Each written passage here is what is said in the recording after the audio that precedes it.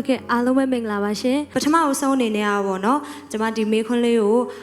same sex love နဲ့ပတ်သက်ပြီးတော့ရထားတဲ့မေခွန်းလေးဖြစ်တယ်ပေါ့เนาะဆိုတော့များသောအားဖြင့်ဒီလိုမျိုးမွေးဖွားလာတဲ့ gender ခံယူချက်နဲ့ပတ်သက်ပြီးရှိရတဲ့သူတော်တော်များများပေါ့เนาะဒါသူတို့ရွေးချယ်ထားတာမဟုတ်ဘူးမွေးကလေးကပါလာတဲ့စိတ်ဖြစ်တယ်ပေါ့နော်အဲ့လိုမျိုးနဲ့သူတို့ခံယူချက်တွေကိုပြောလို့ရှိကြတယ်ဘယ်အရာကအပြစ်ဖြစ်တယ်လဲဆိုတဲ့အရာလေးကိုဆရာဆရာမတို့ကမေခွန်းလေးဖြေချပေးချင်ပါတယ်ရှင်အခုမေးတဲ့မေခွန်းနဲ့ပတ်သက်ပြီးတော့မှဒီနေ့ကဘာမှာအကြုံတွေ့ရဆုံးအသင်းတော်တွေထဲမှာလည်းပဲကြုံတွေ့နေရသောအရာစတင်ပြီးတော့မှဖြစ်နေပါတယ်လို့အဲ့တော့အရင်ဦးဆုံးကျွန်တော်ပြောချင်တာကတော့အဲ့ဒါကအပြစ်ဖြစ်တယ်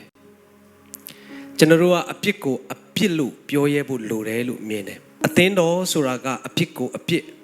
လို့ထောက်ပြရဲဖို့လိုအပ်တယ်လို့ထင်ပါတယ်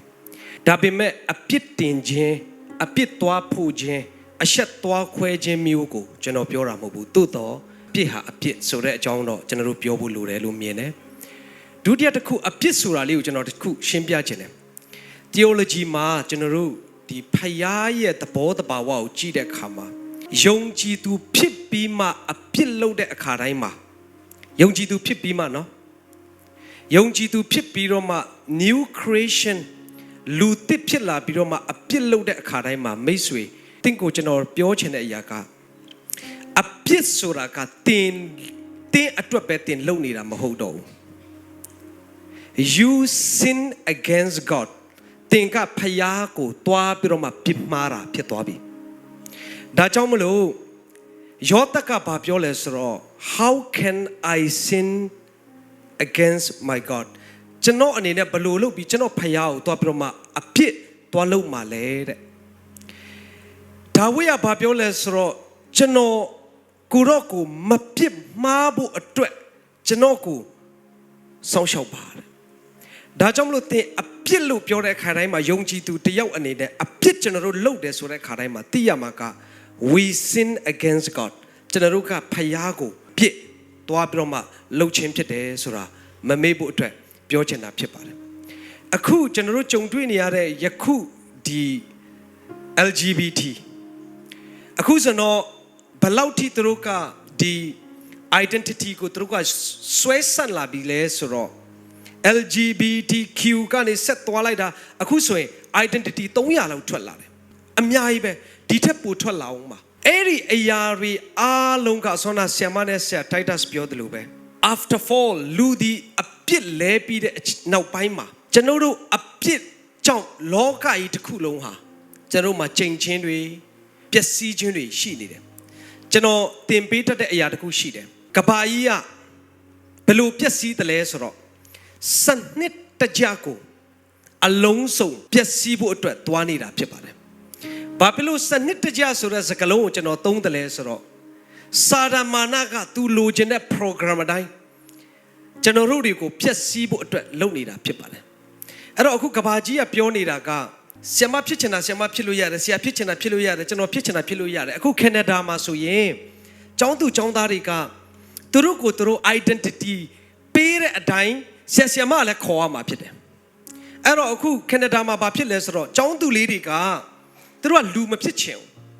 သူတို့ကခက်ဖြစ်ချင်တယ်ကြောင်ဖြစ်ချင်တယ်ဒါကြောင့်မလို့ကျောင်းထဲမှာနာမည်ခေါ်ရင်တော့မှနာမည်နဲ့ခေါ်ရင်သူတို့စိတ်ဆိုးတယ်ဆရာမကို complaint တက်တယ်ဆိုဆရာမတွေကဘယ်လိုခေါ်မလဲဆိုတော့ hello mimi သူတို့ကဒီကျောင်းနာမည်လေးတွေနဲ့သူတို့ကခေါ်ရတာဖြစ်တယ်ဆိုတော့မိတ်ဆွေကျွန်တော်ဗာပြောချင်လဲဆိုတော့ဒါတွေအားလုံးဟာဖယားကိုကျွန်တော်တို့အပြစ်သွားလုပ်နေခြင်းဖြစ်တယ်ဒါဟာအပြစ်ဖြစ်တယ်ဒီမတရားသောမြေတုံထဲမှာအခုပြောတဲ့ယောက်ျားချင်းမိန်းမချင်းမြေတုံပြုတ်သောအမှုတွေကြတော့ဖယားကတိတ်ယွန်ရှာတဲ့အတွက်ကြောင့်မလို့ရှာတုံနဲ့ဂေါမောရကြီးကိုဖျက်ဆီးတဲ့ဇလန်းကြီးကျွန်တော်တို့ကိုပေးထားပြီးသားဖြစ်တယ်ရှင်ပေါလုကယောမမှာထပ်ပြောတယ်ဘာလို့ထပ်ပြောလဲဆိုတော့ဖယားသခင်ရဲ့ original plan နော်ဖယားရဲ့ design ကို against စန့်ကျင်ယုံမကဘူးဖျက်ဆီးပြတဲ့အရာဖြစ်တဲ့အတွက်ကြောင့်မလို့ဒီအရာနဲ့ပတ်သက်ပြီးတော့မှဖယားအသိကိုဝန်းနေတယ်ကြေကွဲတယ်ယွန်ရှာတဲ့အရာဖြစ်လာတာဖြစ်ပါတယ်ဆိုတော့လက်တွေ့ဘဝကိုလာကြည့်အောင်ကျွန်တော်အသင်းတော်မှာကျွန်တော် biblical teaching အများကြီးလုပ်တယ် အများကြီးလုပ်တယ်အများကြီးလုပ်တယ် believer church လူတွေပြောတဲ့အရာကနှုတ်ကပတ်တော်ကောင်းတယ်တဲ့ဒါပေမဲ့ကျွန်တော်ကိုမြည်ရည်ကျစေတဲ့အရာကကျွန်တော်ရဲ့ member တွေထဲမှာလဲ honestly ဆရာ honestly ကျွန်တော်ရဲ့ member တွေထဲမှာလဲစာရမဏေရဲ့လှည့်ပြားခြင်းကိုခံတဲ့သူတွေရှိလာတယ်ကျွန်တော်အဖေရဲ့ခေတ်မှာဆိုရင်ကျွန်တော်တို့